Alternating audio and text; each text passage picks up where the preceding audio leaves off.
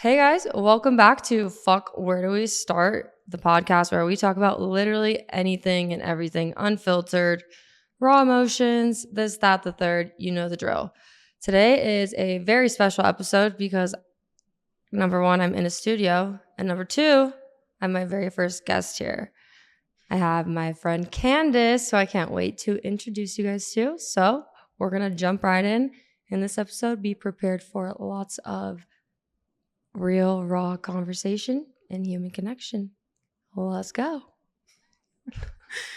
You do, Candace. You do way better at that than I feel like I would do. So, Candace, how are you? I'm so good. Yeah. Good. I'm so glad. I'm a little like on edge because it's the first time that my boyfriend has worked out of town for the entire week. So I've just been single momming it. And girl, hats off to you because that shit is not for the weak. No, ma'am. Say it louder for the people in the back. Right? Single parenthood is not for the weak. Oh, it is something. My son will be 3 on Sunday. Oh. And he's the cutest thing ever, but he is the biggest asshole right now. I don't know. It's funny you say the word asshole because I give my daughter, who's 7, they're 5 years apart, full permission to sweat her whole life. I said, read the room, girl.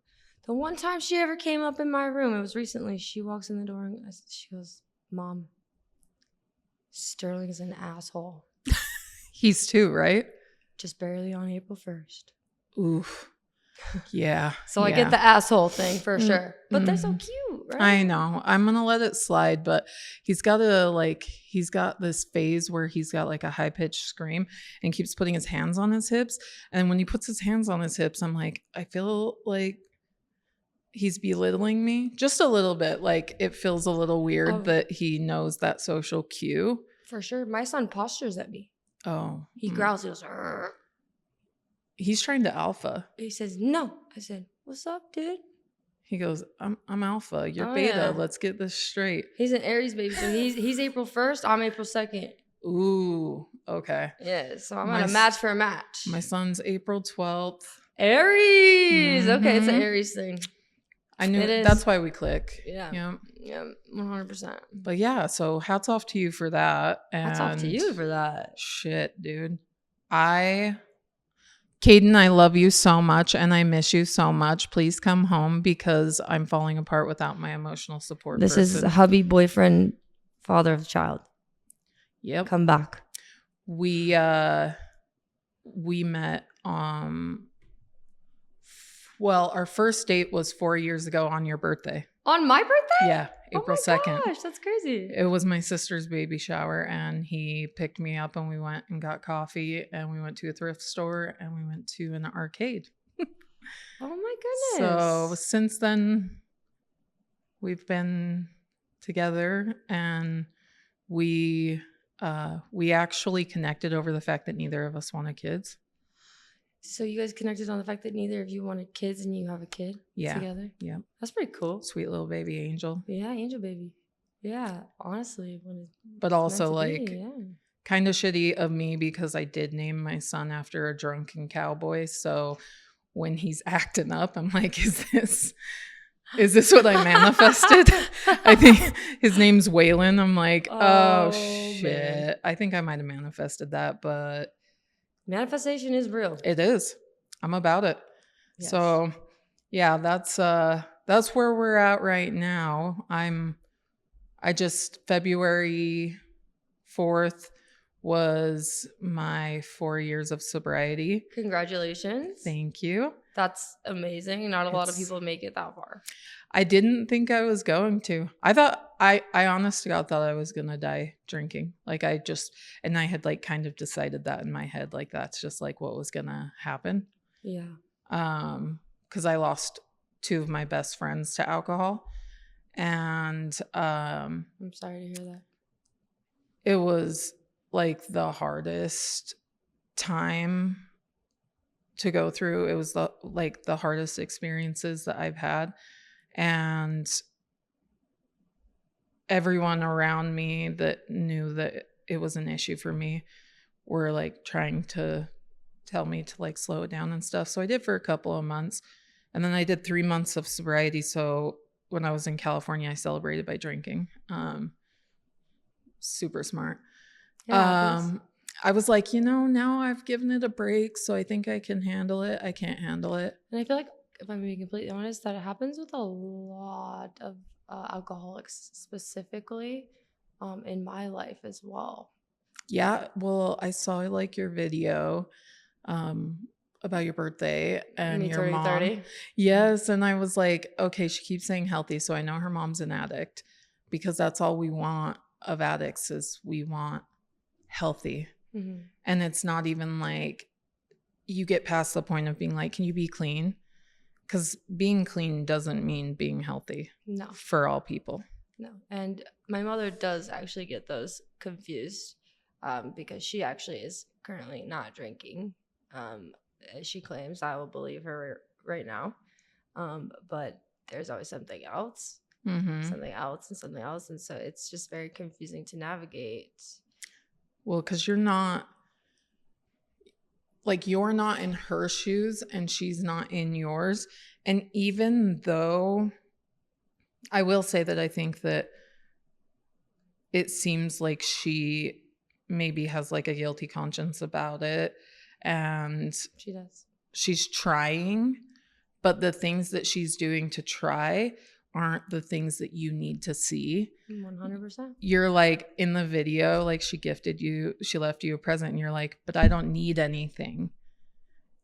But there was actually still stuff left in there that I didn't even open until 3 days later because I didn't know there was any more in there. Well, but you lied to yourself, because you do need something. You just don't need material things. Mm-hmm. You just need love, and you need her to show up. And like, it's the cheapest things that we need from people. And it's like they can't afford to do it. It's like, at what cost for them? Mm-hmm. Mm-hmm. My biological dad's an addict. Drugs, alcohol, women, I don't know, all of it. I feel like if you're an addict, unfortunately, it's more than one thing a lot of the time. Can transfer. Could go from eating disorder to severe exercise to scrolling through the mortuary website just because you have thoughts. It's like there's one addiction for another. Yeah, it definitely trades off. I know, like, I'm okay doing, I feel like my addiction now is like business and work. So I left like the whole 9-to-5 thing when I got out of treatment. Mm-hmm. And I'm a server at a steakhouse, and I do that 3 nights a week. And then steakhouse, girl. Hoof and Vine. Heyo. I worked at Texas Roadhouse. Come get the real stuff. So it's like, I've worked there for almost 5 years, and they like stuck with me through my treatment. And then when I got out, like made a deal with my owner. Like, as long as you're not drinking and stuff and you're like doing right by yourself, like you can work here. But like if you fall off, then like obviously we would separate ways. I love that. Yeah. I was the same employer for a lot of those people as well. It's good. It's great to be held accountable, but know that they care enough to give you that chance. And I feel like I tried not to let like drinking like interrupt like my work. I never drank while I worked, ever. Like that's just not me. But I had been hungover. Mm-hmm. I had like gotten people to cover for me because I didn't feel great, or I had like really bad anxiety after drinking. So it's nice to not have to do that anymore. Did it feel weird to kind of like make that switch for you, or did you feel like you were ready for that? I was super ready. Like I went on like a 3-day bender and like did not go home. I was living with my parents at the time. And then I went home and I had like a half a bottle of Hennessy, which like Hennessy is not good. Hennessy is so nasty, but it was what I had. And I drank that, and I realized like I was running out of alcohol. I was going to have like the worst withdrawals ever. That's how one of my friends passed away, was withdrawals. They're like Withdrawals are terrible. And next to heroin, alcohol is like the worst. Mhm. So I called around, and I just asked places if they would take my insurance, and found one that would, and it was like 4 a.m. I'm sorry, you did this by yourself? Drunk. I'm so proud of you. It was hard. I'm so proud of you. Thank you. That takes a lot of courage and a lot of strength to do that by yourself. Not a lot of people have that. So just know that, holy shit, you pulled yourself from the fucking rock bottom. And that's the crazy thing about rock bottom, is like nobody's rock bottom is the same. It's not linear. No, and neither is healing, right? Like, right. And I could have gotten a lot worse. Like, my rock bottom could have been a lot deeper, but it was me just saying like, fuck, I'm tired. Like, tired of the bullshit, right? Yeah, I'm tired of feeling like I need alcohol to feel normal, and feeling like I need it to like stop the loudness. And it was like I had been diagnosed with anxiety so when I was younger, and so alcohol always seemed to be like the calming effect for me. But then I felt great when I drank. Like, I love alcohol. I still love alcohol. Mm-hmm. I just cannot have a relationship with alcohol. And I That's know strong that. for you to know that, because some people will say, I did the healing, I did this, it's been a couple of years, I can do that, I have control. I have a lot of people in my life who have done that. Like, they've gone through their X amount of time of sobriety, and they're like, you know what? Like, I think that I can have a drink, or I can like have a glass of wine, whatever it might be. And my mom tries to justify wine. Yeah, she has for the last year, and I said, no, it's not grape juice, hun. No. And for anyone out there who does that, I'm telling you right now that if you're an all or nothing person, just one isn't for us. It's none. We need to have none of it around us. It can't be in our lives. It can't. And that's amazing that you were able to recognize that on your own. And that just shows me like the amount of strength that you actually carry with you. And I don't even know you. I can see it in your face. You did some hard shit, girl. I'm proud. It was something. Because I've seen people in my life struggle with alcoholism or drug addiction, and it destroys them. And you can only offer help so many times. It takes them to want it. Yeah. You can't push recovery on anyone. No. There's no way that anyone else would have talked me into going. No way. Well, and I know that about myself as well, is because I'm going to do what the fuck I want to do. That's because you're an Aries. It's because I don't like to be told what the fuck to do. So if you're going to tell me to go do something, I'm probably not going to do it. But I need to figure that out on my own. And so that takes a lot of strength. Because I have always had to figure it out on my own majority of my life. And you did it. And I mean, what would be like your biggest advice to people who are struggling with, alcoholism? I have a friend who called me the other day, and he was about to relapse on the phone with me because he's going through so much. But he called. He called me, and it just so happened to be 15 minutes away, and he actually lives in Oregon, and he didn't even tell me he was here, and I just went and hugged him. That was like stars aligning, He needed it. He needed me. And the fact that you're that person for someone says so much about you. I worked with this guy maybe for a month, and then he moved to Oregon. And he said the reason why he called me yesterday was when I was leaving, walking out the door, you rolled your window down and you said, hey, if you ever need anything, let me know.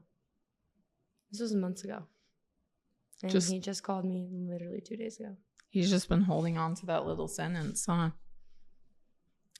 I think that that's why human connection is so important. Like, say you hadn't have said that to him, right? Say you would have just drove off that day. Who knows where he'd be right now? Words matter. They do. And I think you care so much about people that events like that are what help build you. 100%. Like 100%. It's what helps you. You're definitely like a fixer. People can lean on you. And I get that, like, just from the small conversations we've had. Yeah. But I think it's because I'm a fixer, and I feel like it's like the best burden I've ever had. Yes. It's just learning to have boundaries with it at the same time. Boundaries, man. I know, they fucking suck. I had a hard time like drawing boundaries, but I did it with my biological dad because I've never really had boundaries with him. He's popped in and out of my life since I was born. It's me and my sister, and she's 2.5 years younger than me. But he's been in and out of prison my whole life and on and off of drugs, and it doesn't make him a bad person at all.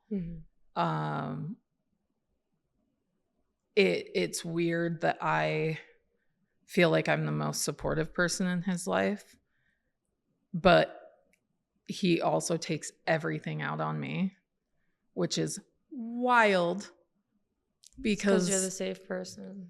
Yeah. I'm like, man, time for me to like cut that off. So I made a boundary with him that if he was out and sober for a year, that he would be able to meet my son.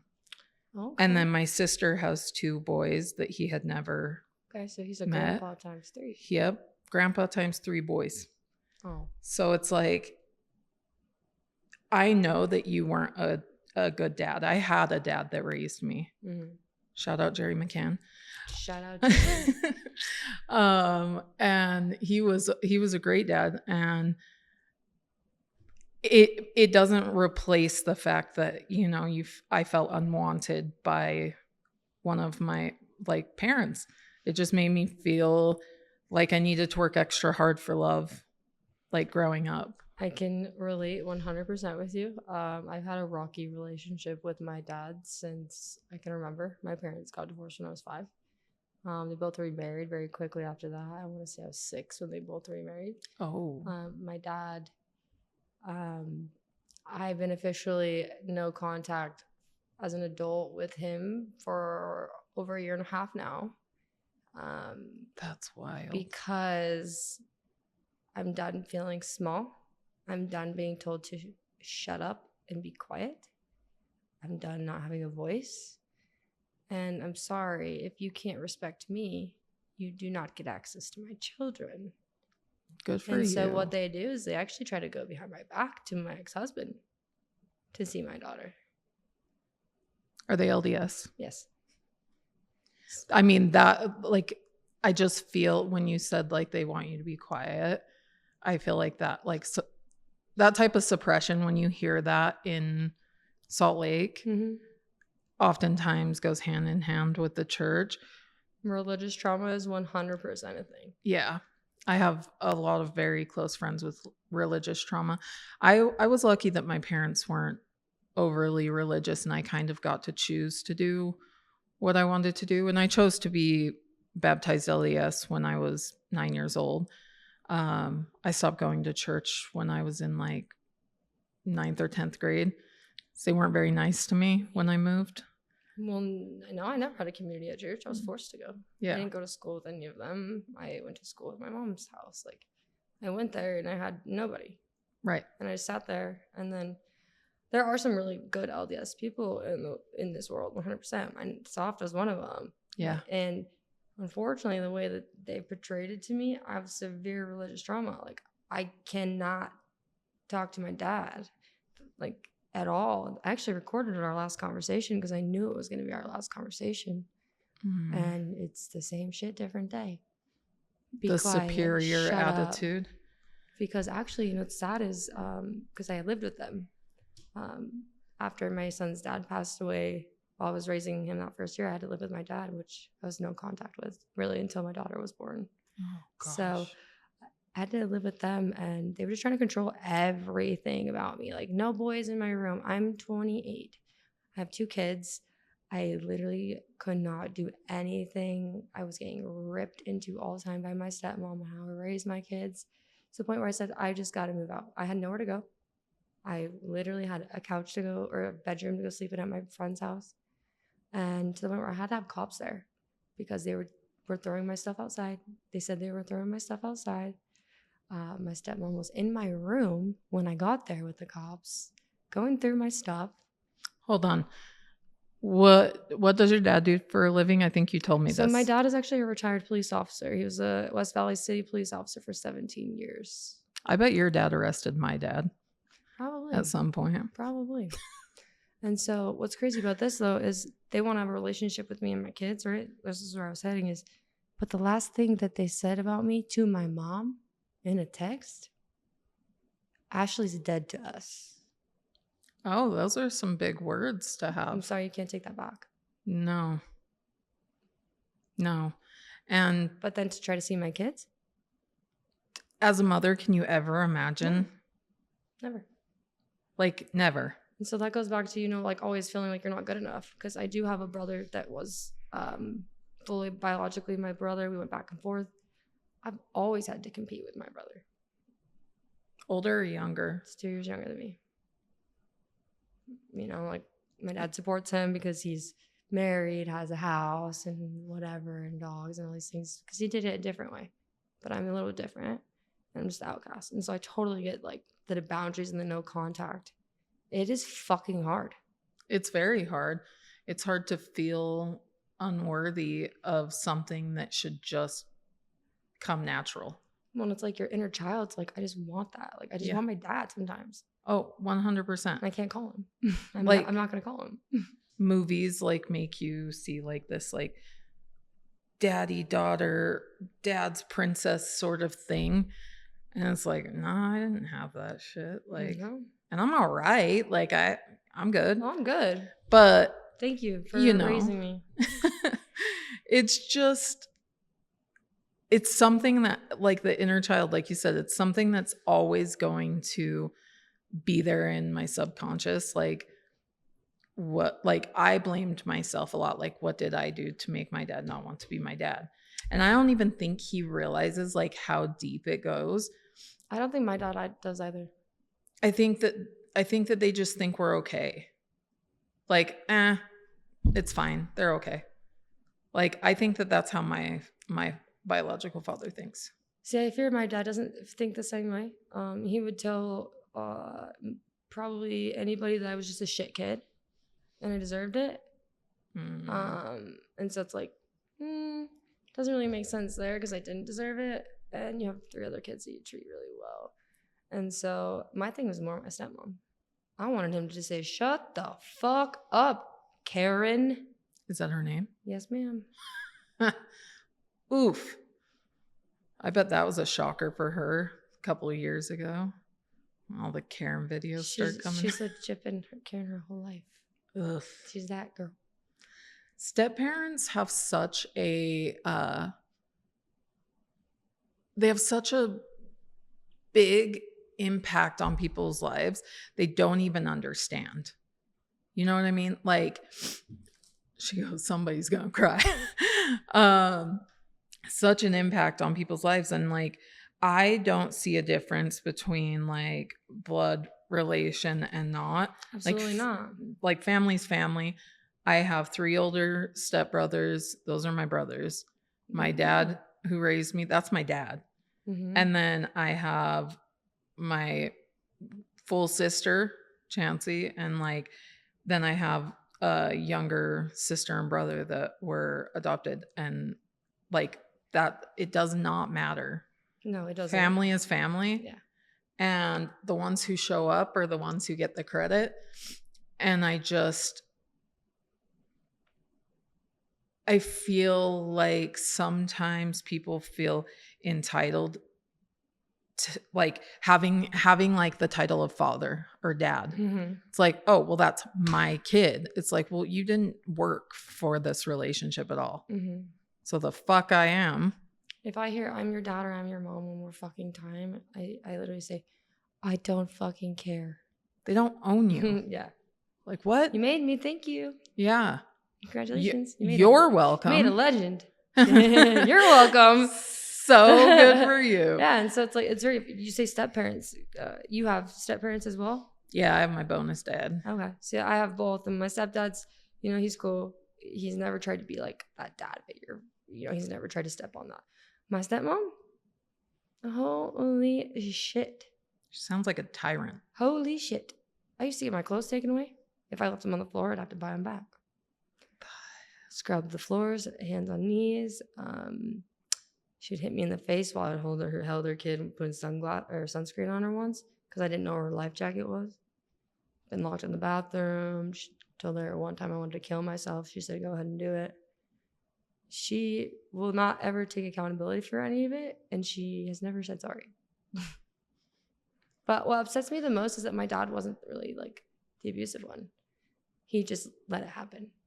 He was a bystander, and he just When he worked nights as a cop, witnessed. And so when we were there, I'm with my stepmom. Right. And so she's the reason why I honestly have a lot of body image issues, because any family picture we would take, suck in your stomach. And I'm like in elementary school, junior high.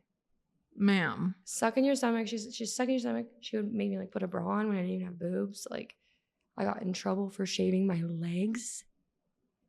One time I had my friend use a beach towel because we were playing in the sprinklers. It was her towel. Oh no. I got fucking reamed into. And so it just doesn't make sense logically, right? It's a power thing. For sure.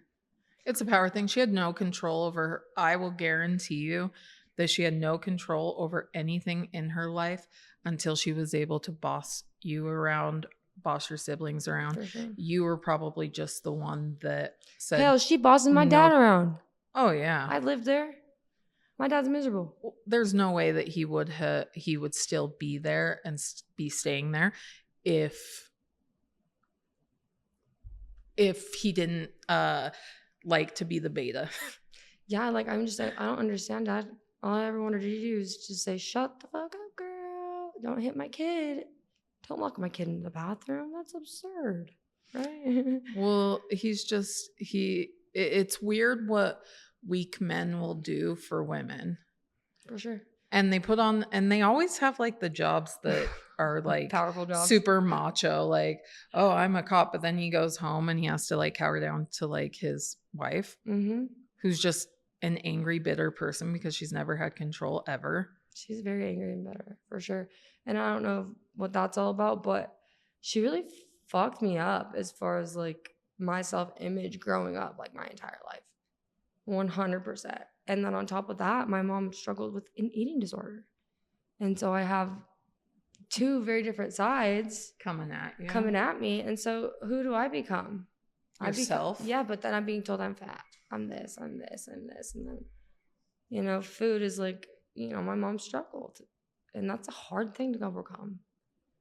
You know, it's not going to happen overnight. No. But, I mean, that really affected my voice for a long time, who I am. I had to be quiet a lot. And so going back to the last conversation with my dad, I finally said, I'm not going to be quiet. I'm not going to shut up. I said, really? I'm dead to you? He said, just leave. You did this. You chose this. Right? And so it's like, it goes back to all of the childhood shit, all of that everything, addiction in some way, right? It all goes back to that. And in what way do you feel like because I know you post online, you know, publicly about your weight loss journey and self-image and like self-love. Do you feel like a lot of that came from childhood stuff? So Yes and no. I think genetically I was just like kind of dealt that card. But then also having parents that my mom had me when she was 17. Okay. So having a young parent, and then also in that time, there wasn't a lot of information just available to her about like nutrition and well-balanced meals and things. And even if there was, we couldn't was just afford trying it. to survive. Yeah, like She we had a could baby. not afford it. Yeah. And Shout out to her. yes. And then when, you know, growing up, we were like a very like low middle class family. Like we ate what we were able to purchase, which at that time was all processed foods. For sure. I didn't know it was not good. Everyone else was eating it. My body just handled it differently. And I don't feel like I was ever like super like a super overeater or anything, but like I was a real hoe for some drinks. Like I loved beverages. I've always loved beverages. Like give me a Slurpee, give me an icy, just give me Slurpees. like cup of sugar, please. Yeah. But like it doesn't seem like it's a bad thing. Like it didn't when I was a kid. Yeah. And I was just like big boned, right? For forever. And then I was 24 years old and I was 450 pounds. Wow. And it never felt like I was like I knew I was big.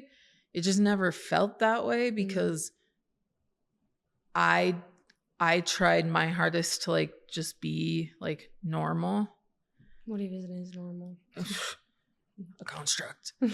But it was something that I wanted to, you know, I wanted to be normal. I had a lot of friends. I went to parties. I went to the bars. I went dancing. I went to Vegas. Like I didn't let my weight stop me from doing things.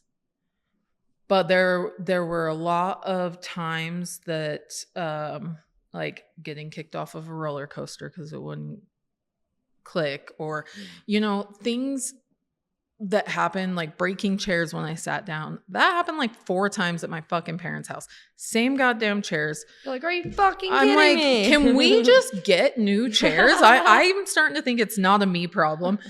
So I love that. but like, you know, what does that do to your self love and your image and your self beliefs and your self thoughts, right? Right. And so I never really liked to like poke a lot of fun at my weight. I didn't really love like self-deprecating humor at that point in my life because I wasn't comfortable with like being big. Like I didn't want that to be my image. I didn't want that to I love that. be like who I was. I love that. Thank you. And so because it doesn't define who you are. No, 100%. Your heart does. Yep. Your body is your body, but it's not what defines you, and it's not an object to just be used or gawked at or pointed or anything. I don't love the term chubby chaser. I fucking hate it, actually. I hate that term. I've never even heard chubby chaser. If that's a thing, cancel it now. Cancel. The fuck? Yeah. It's like a real thing. Okay. So like, that's a real thing? yeah. What? Like men and women like fetishize. I hate that word, by the way, because I always feel like I say it wrong. That's okay. I've never heard that word said that way either. I'm like, I know, that's wrong. I know that shit's wrong. About you. But like they make it a fetish, right? Yeah. So I never wanted to date anybody who was like, oh, I love big girls. Because I was like, the fuck? I don't plan on being like this forever. Don't love it. Want better for me, please. Yeah. And so my sister and I, we both got weight loss surgery on the same day in 2015. And within my first year, I was down like 160 pounds. Congratulations. Thanks. That's a big. My sister looks like a freaking babe right now. She's all like, her body's all tight and shit. And we went to Miami a year ago and she got a tummy tuck. Oh. Okay. Yeah. She's Feeling so confident. strong. I love it. And yeah, so I mean, I lost all my weight and I want to get all of my excess skin removed. It's a super expensive like procedure. Yeah. I have some money saved for that. That's just like, I just pretend like that money doesn't exist. And it's just there. It's the hideaway funds for what you want to do. For my skin. It's crazy. I'm like, never in my life have I ever had to pay this much to give something to somebody else. Like, I don't want it. I'm giving you my extra skin. Yeah, like just and the doctor's like, no, but I'm gonna charge you $700,000. I'm like, but I don't even want it. Yeah. Like, I don't want to. You're not even giving me anything. Yeah. You're just taking it. You're taking it from me. Yeah. Well, that's really cool that you've been able to really like dial in and like focus on like loving yourself. It seems like you've always loved yourself. I think I have in different ways. And honestly, fake it till you make it. And I am big on that. I just recently made a video about it. Like, guys, everybody's literally faking it until they make it because nobody knows. We don't know what the fuck's going on. Nobody knows. You could tell me anything right now and I would just believe it because I don't know. Right. You could tell me you're a rock star right now. I'd be like, oh my God, I have a celebrity in here. Yeah. You're right? Like, that's because so people don't know. No. You don't know. Nobody knows what the fuck is going on. Ever. Nobody knows what the fuck is going on. Like, damn straight. Like, ever. And I just feel like I taught. Sorry, I just wanted to make sure I wasn't missing anything important. It's okay, a spam text. Stop spam texts. So, I feel like I was faking it till, like, fake it till you make it. I always had that idea because I'm like, nobody else knows. Mm-hmm. Nobody else knows what I'm, like, how I feel. Nobody knows. Nobody knows. Nobody knows. So I just like was like, let me exude happiness, fun, loving, caring, exude the things that I feel like I am. Well, you are. I am. But when you're young, you don't know that. No. So I just remember being in like high school and just being like, I just want to like be this person. And I felt like I wasn't like anyone else. But I was friends with like everyone. That's how I felt too. Like very invisible, but that person I'm that girl. Like, yeah. I was like, same way. I like had so many friends and people that I like always like checked on, and like there were like different groups that hung out in my school. And shout out to Kearns, K-Tone. And I feel like I always like just knew people from every group and checked on everybody. Mm-hmm. And like, and I think for that's why I loved high school, because I wasn't in like a cliquey experience. And because I think high school is where I was able to decide who I was going to be and like how I was going to represent myself. And I was just going to fucking do it. And the only reason I'm like this is because my mom always told my sister and I like that we could do anything, and it didn't matter if we were bigger. We could do the same thing that anybody else could do. You can do anything. Always. 100%. So she was like, no, my kids are not gonna be bullied. Shout out to your mom. Dude, my mom she's an OG for real. Like, if anybody like fucked with us, like my mom's got like this angry walk. And you just see those hips coming down the hallway. I'm like, oh, literally fuck, somebody's in trouble. Literally me as a parent. 100%. One time my sister got dragged out of her classroom in first grade and like drug out. And then she called my mom from the office, and my mom just comes storming down. I just see her coming down the hallway. I'm like walking out to recess. I'm like, why is my mom here? I'm like, oh shit, she's got the walk. She's got the walk. Something's happening. Y'all better run. Yeah, she's a real one. So I decided, I'm going to just be whatever I'm going to be. I'm going to embody how I feel, and I feel like I care, and I feel like I'm happy, and I never felt like my size defined me, and I still don't feel that way. I'm so glad, because it doesn't. No. I'm sitting right here next to you. You're a beautiful soul. I've never met you in person ever. I know. And Strangers. you have a story of strength and resilience, and you could teach people a lot of things. And so we are going to have to wrap up here in a few. And I just want you to tell everybody who's listening who you are, because you do have social media.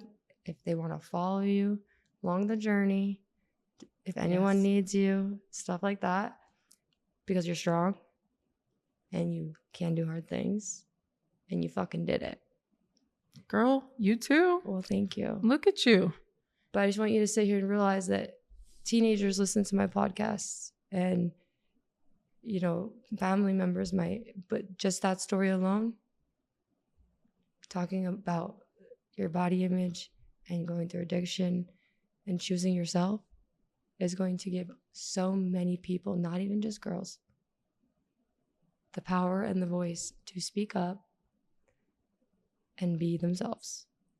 Do you understand the impact that you make on this world?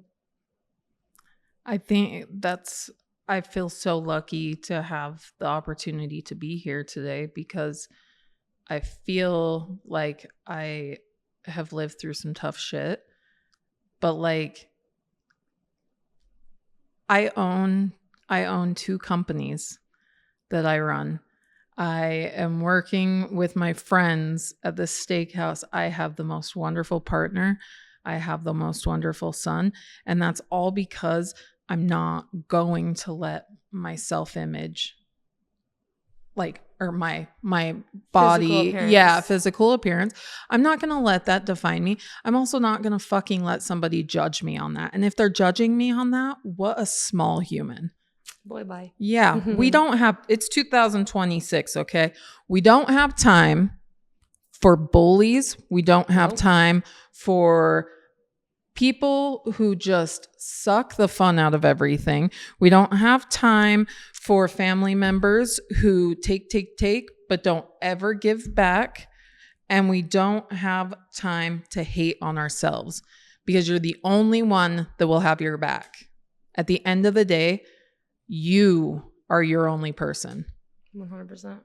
And I know you know that, because you're going through motherhood and doing it by yourself right now. Yes. And you're the only one that's going to have your back when those times get hard. Those times get tough. You have friends that you can call, and you've got people who can reassure you, but you have to be the strong one. And that goes for any other person who feels that way. You have to be strong. You have to want to overcome things, because nobody else is going to do it for you. 100%. I tell my people, I can give you everything on a silver platter, but I can't make you jump. Amen, sister. Right. Amen. And so, Candace, this was a really good conversation. I'm super stoked that you were my first guest on Fuck Where Do We Start? Honestly, that's like legend status, like gold sticker on the forehead for you. Maybe I'll get you a trophy. I don't know. I love trophies. I'm not about participation trophies. I'll say that right now. No, you're getting like a first ever in studio, or you're just that bitch placard. number 2. I don't know. Like, I like it. I like it. I'm in. So, if you want, you can say your Instagram or your socials, whatever they want to follow you on, if they want to check you out. But Candace has been amazing, and I'm so grateful for her to be able to come share her story of strength, resilience, and overcoming things that genuinely should have probably fucking destroyed her. So shout out to Candace, and let's give her a follow on those socials and follow her journey on how she chose to share her life and her businesses and being a mom. So Candace, what's your socials here? So Candace Faye McBride is my full name. My personal Instagram is CandaceFaye14. That's where you'll see pretty much everything that I like to broadcast. And then I run a permanent jewelry company called Cuffed by Candace. So you'll probably see me around at some markets. Come say hi. I love that. Like, come check it out. Let's bedazzle you. Let's make you look great. Size inclusive. Everyone is loved. Size inclusive. I like to say that. Yes. Well, that's amazing. And I just want to say thank you so much for joining me here. Yes, thank you. Genuinely, like, fuck. Where do we start?